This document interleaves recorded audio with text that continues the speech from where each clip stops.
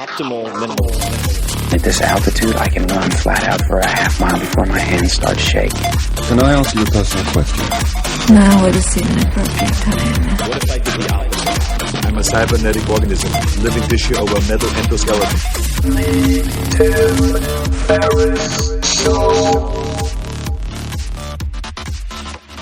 This episode is brought to you by AG1, the daily foundational nutritional supplement that supports whole body health. And I do get asked a lot what I would take if I could only take one supplement. And the true answer is invariably AG1. It simply covers a ton of bases. I usually drink it in the mornings and frequently take their travel packs with me on the road. So what is AG1? AG1 is a science-driven formulation of vitamins, probiotics, and whole food sourced nutrients. In a single scoop, AG1 gives you support for the brain, gut, and immune system. So take ownership of your health and try AG1 today. You will get a free 1-year supply of vitamin D and 5 free AG1 travel packs with your first subscription purchase. So learn more, check it out. Go to drinkag1.com/Tim. That's drinkag1, the number 1, drinkag1.com/Tim.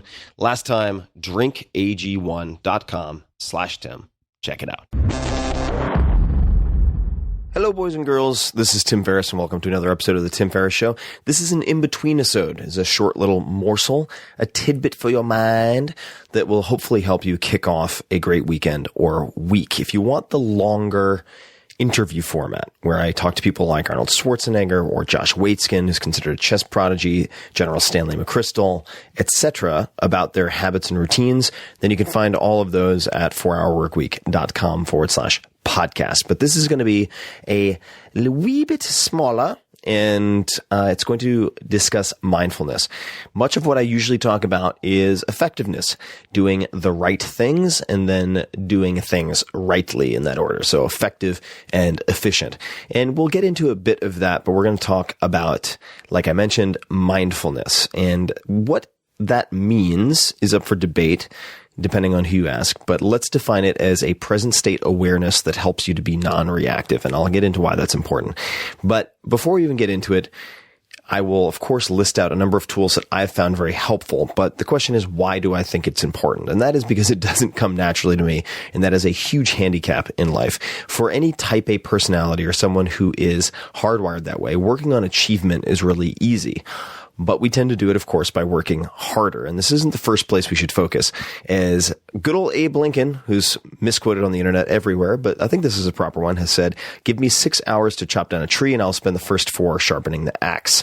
So perhaps we should spend more time sharpening our axe, the most important axe, our mind, before acting indiscriminately, which is, of course, a form of laziness.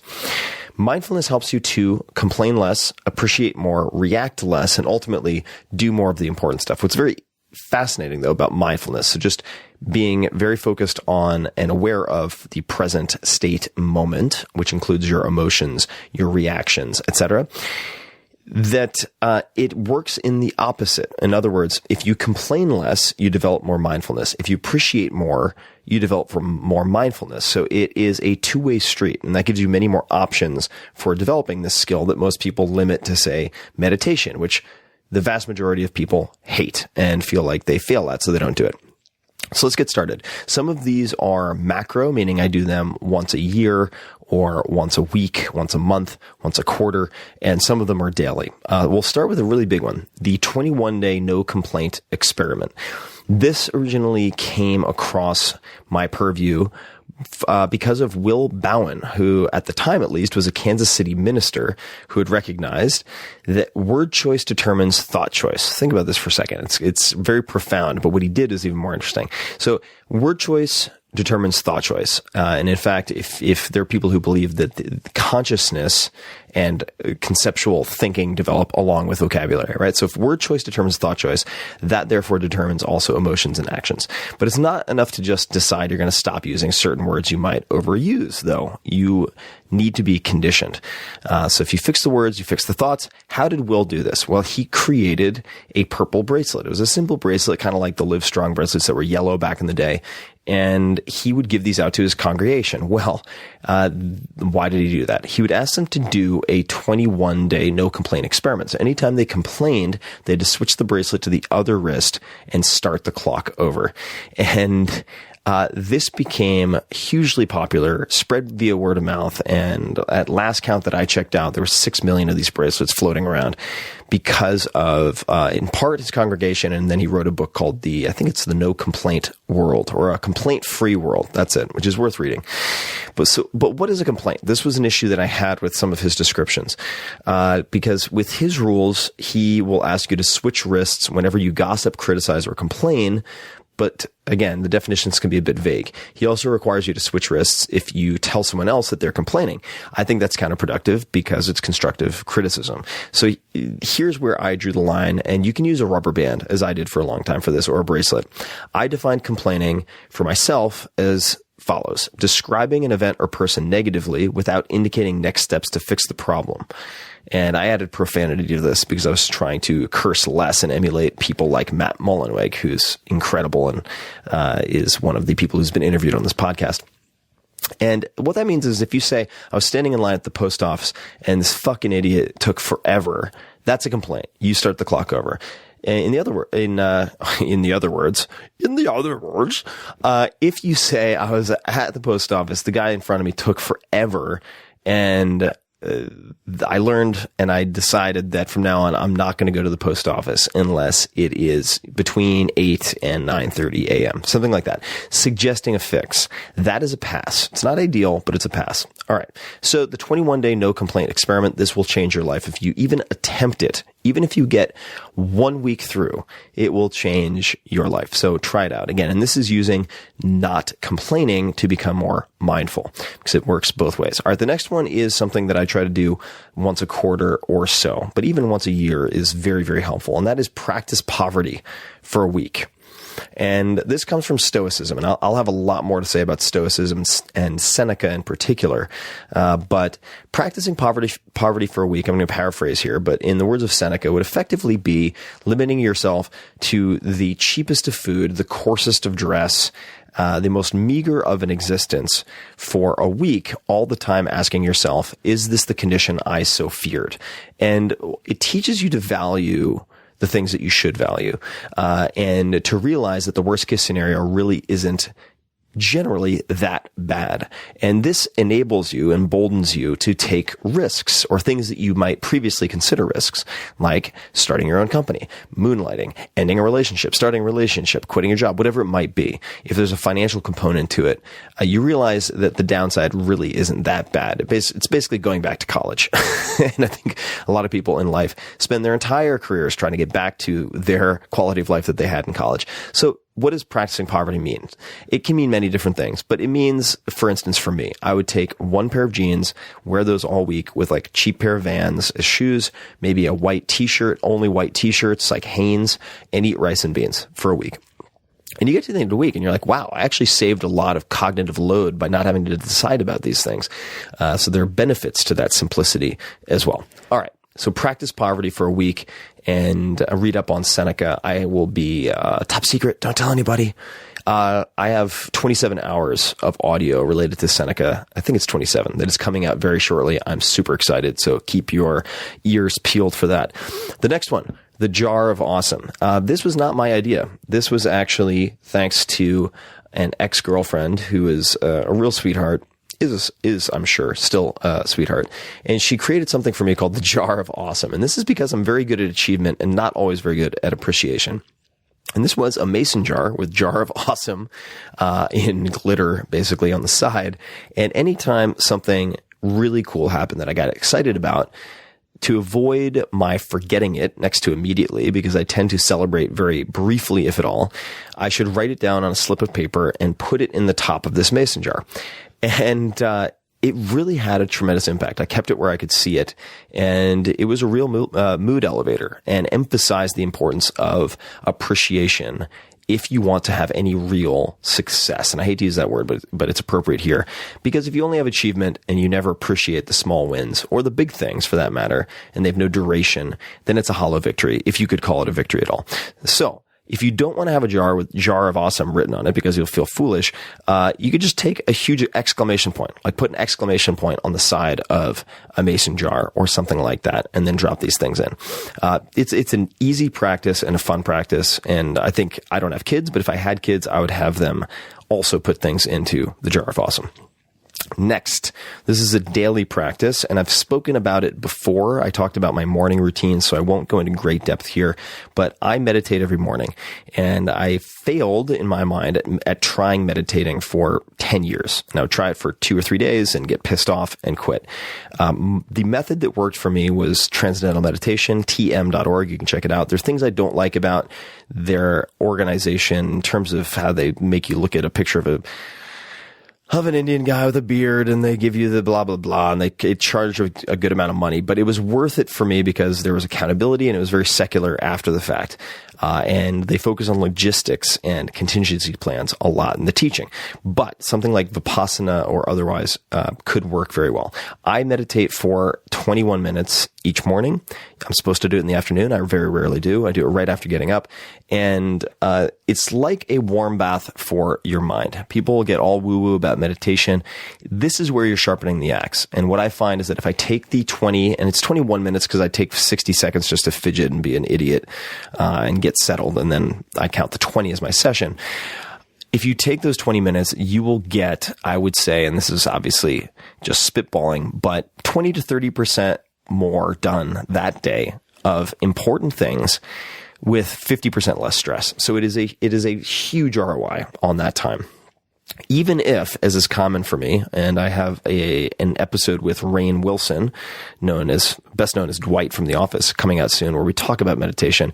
Even if you only focus on what you're focusing on, your breath or whatever, for 30 seconds, a minute in that 20-minute session, it is a successful session. If you want an easy way to get your foot in the door with this stuff, download one of the apps, or both, Calm or Headspace, and just start using guided meditations in the morning. And you don't have to start with 20 minutes. Start with 5 minutes and do it consistently for 5 to 7 days to establish the habit. Then you can up the time. Okay, next, morning pages or journaling in the morning. When I get up, I won't go through the whole morning routine because I've done that elsewhere, but when I journal, which is very early in the morning after meditation, early in the morning, meaning in my morning.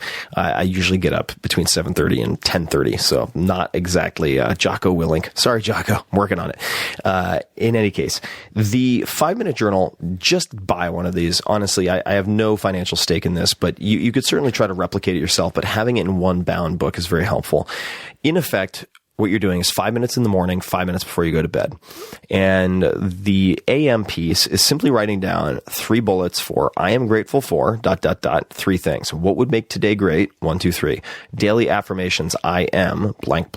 And then at night before you go to bed, 3 amazing things that happened today. 1, 2, 3. How could I have made today better? And I have had friends reach out to me or fans for that matter, who have listened to everything that I've talked about for years, and they say this was the big game changer for them. Now, I have some recommendations because I found that I am grateful for ... You tend to use the same things over and over again. My healthy family, or my wife, or my kids, whatever it might be. So I suggest that you write down a number of categories and that you insist that you have no 2 days where the items are exactly the same. And this is something I haven't talked about before, but I think this could be very helpful. So in the 5-minute journal, or in your morning pages, if you use that type of approach, and you can just search for a blog post called What My Morning Journal Looks Like, Ferris, and you'll see what mine looks like for morning pages. A little bit different. When you're doing this list of items or things that you're grateful for, I would recommend 4 different categories. The first is a relationship, an old one that really helped you in some way or that you valued. Okay, relationship is number 1, and I tend to try to pick an old one because it forces you to go through the memory banks a bit. Number 2 is an opportunity you have today, and perhaps that's just an opportunity to improve. opportunity to go to work. It doesn't have to be something extremely unique, but an opportunity you have today that you're grateful for. Number 3, something great that happened or that you saw yesterday. Okay. And number 4 is something simple near you. And this was actually a recommendation from Tony Robbins. And you can listen to my episode with him for a lot more on his habits. But in other words, they can't all be my career, the this, the that, these big abstractions or the gigantic items. You want to get good at appreciating the small things because the small things are the big things. And if you don't notice the small things, the tendency is also not to fully appreciate or be present with the large things. So something simple near you, or something simple like the cloud outside the window, the coffee that you're drinking, the pen that you have, whatever it might be, something really small and simple, or I should say just simple.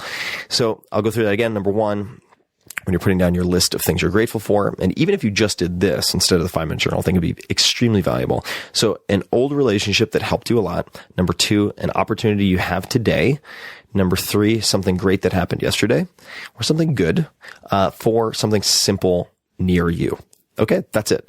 And the next step, which is part of this exercise for me, and I believe I also got this from the same ex-girlfriend, and yeah, that's a longer story. I'm not going to get into right now, but she gave me a lot of good advice. So this and this next step was thank one person per day. So in this case, I have developed the habit of thinking of, say, teachers who helped me in high school, or friends who helped me when I was a kid, or who were close to me, and then reaching out to them, trying to track them down on Facebook or otherwise, send them an email, give them a call, leave a voicemail, just telling them how much you appreciate them or that you love them if you really want to go for it.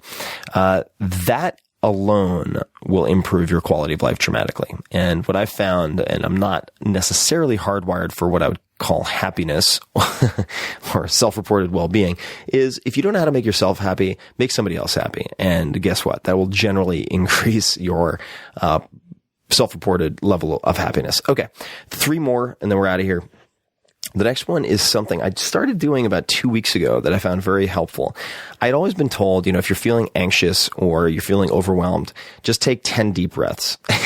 And it sounds ridiculous, but 10 deep breaths is actually a fucking lot. And I started treating myself to 3 breath breaks. Okay. This sounds so fucking ridiculous until you try it. If you're like me, and you might find it useful, or you'll just laugh at me, and that's okay too. So if I find myself getting wound up in any way, or anxious, or projecting forward into the future about the what ifs, even if it's 6 hours later, I will take a 3 breath break. Okay. That's it. You're just going to take 3 deep breaths, and that's it.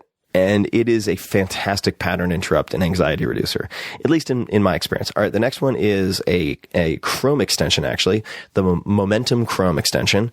This is something Matt Mullenweg introduced me to, and it is a great way to prevent you from opening a million tabs on your browser and getting lost in the slipstream of noise on the internet, or just scattered focus for that matter. This helps you return to the most important thing that you're supposed to do that day, which you define each day when you open this when you open the browser or open a new tab, and it will say, "Good morning, Tim," blah, blah, blah. There's a beautiful photograph, and then it asks you to type in your most important task or the thing you should focus on for that day.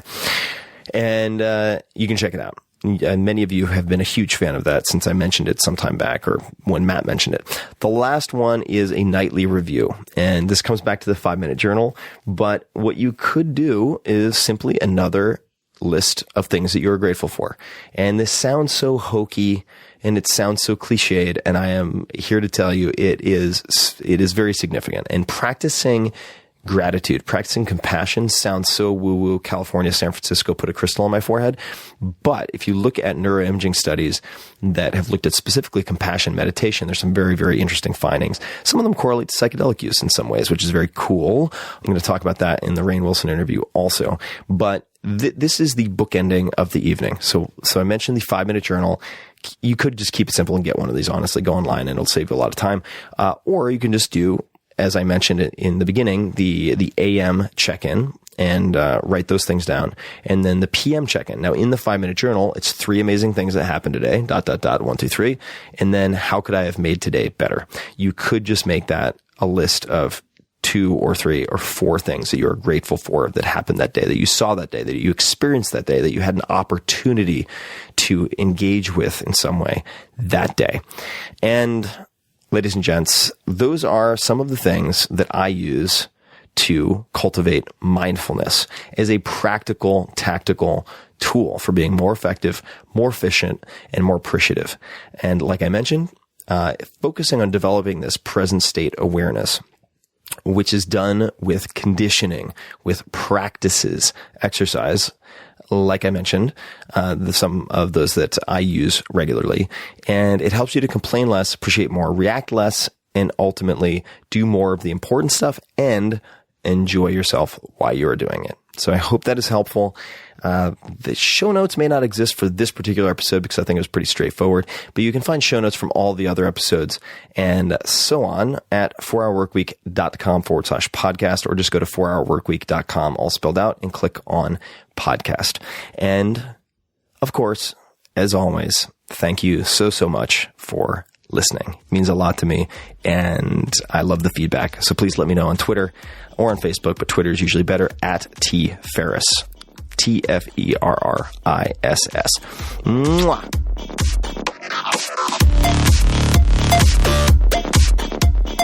Hey guys, this is Tim again. Just a few more things before you take off. Number 1, this is 5 Bullet Friday. Do you want to get a short email from me? Would you enjoy getting a short email from me every Friday that provides a little morsel of fun before the weekend? And 5 Bullet Friday is a very short email where I share the coolest things I've found or that I've been pondering over the week. That could include favorite new albums that I've discovered. It could include gizmos and gadgets and all sorts of weird shit that I've somehow dug up in the world of the esoteric as I do. It could include favorite articles that I've read and that I've shared with my close friends, for instance. And it's very short. It's just a little tiny bite of goodness before you head off for the weekend. So if you want to receive that, check it out. Just go to 4hourworkweek.com. That's 4hourworkweek.com, all spelled out, and just drop in your email, and you will get the very next one. And if you sign up, I hope you enjoy it.